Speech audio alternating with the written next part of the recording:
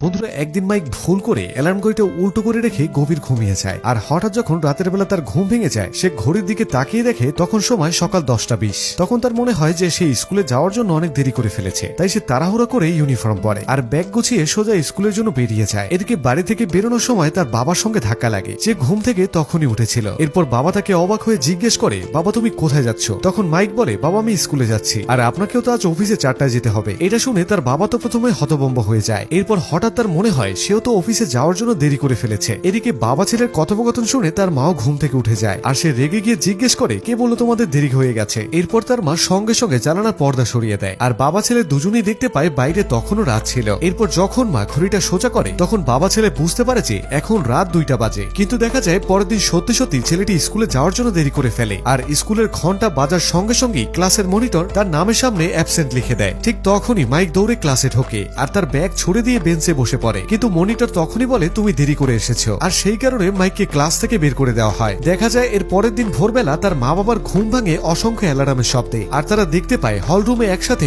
অনেকগুলো অ্যালার্ম বাজছিল, আর সেগুলো বন্ধ করতে তাদের প্রায় আধা ঘন্টা সময় লেগে যায়।